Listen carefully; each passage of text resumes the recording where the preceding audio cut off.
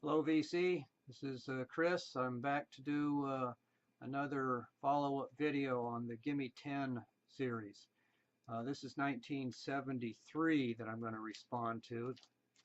Big Star 1000 initiated all this. I had done an earlier one, or prior to this I had done a 1973, but it was focused on country music.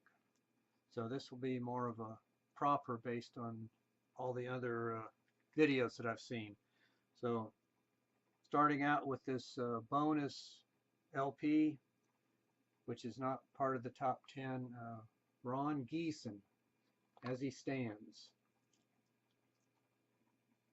He worked with some of the Pink Floyd members on a few of their albums in late 60s, early 70s. This is self-produced, it looks like, on the Ron label. He's sort of a sound sculptor. So that was the bonus LP. Now, start is, these aren't in any particular order, but the 10th one is, or the first one, whichever way you look at it, English folk. So Shirley Collins and the Albanian Country Band. The album is No Roses. This has a lot of the early 70s British folk community on there. Richard Thompson plays guitar on most every track, and Ashley Hutchings is bass. Other members of various Fairport Convention and Albanian bands. Wattersons are on here, or at least on one song providing vocals. So Shirley Collins and the Albanian Country Band, No Roses. This is on the Antilles label. Next, similar type one, English, started out folky or bluegrassy, the Strawbs, Heroine, or Heroine.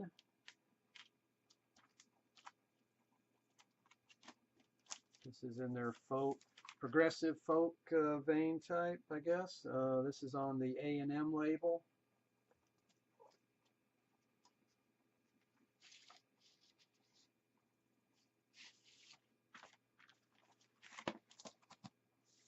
And then could be considered more folk, but this is a solo guitar, Peter Lang.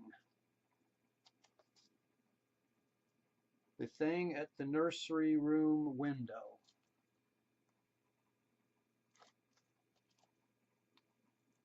Solo guitar for 6 and 12 strings. And this is on the Takoma label.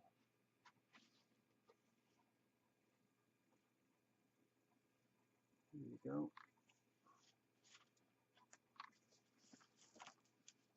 And then, since most of my showings have been pretty North American or English, maybe some French thrown in, thought I'd at least get into the European continent. So here's Michal Urbaniak, Constellation in Concert. This is a Polish pressing, I think, on the Musa label.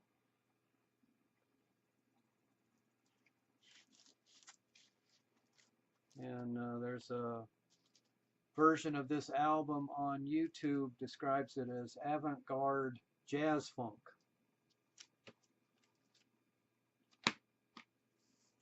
And then classic rock. We have Jefferson Airplane, 30 Seconds Over Winterland.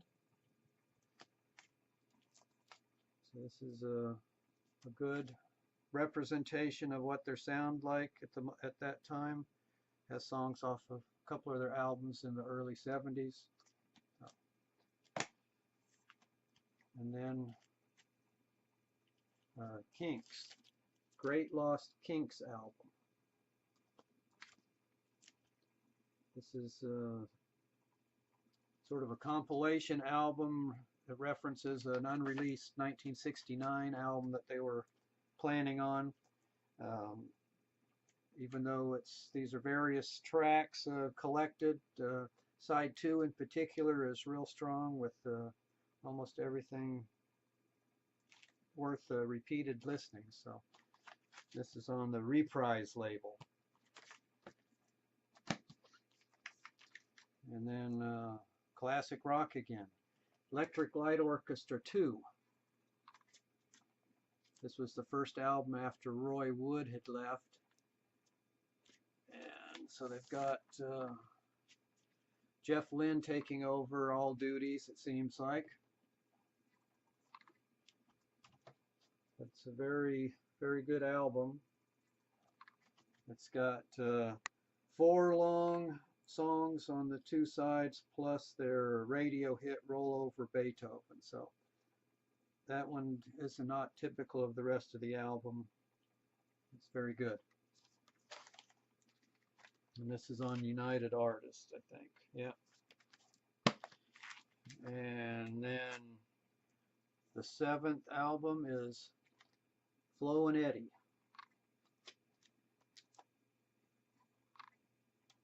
This is Mark Volman and Howard Kalin, formerly of the Turtles. I think this is their first album under this moniker. They had also been doing vocals on Frank Zappa albums. So this is on Reprise, Flo and Eddie. And then we have solo jazz, Mal Waldron on Steinway.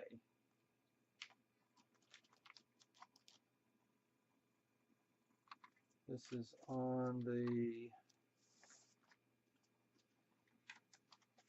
Paula label.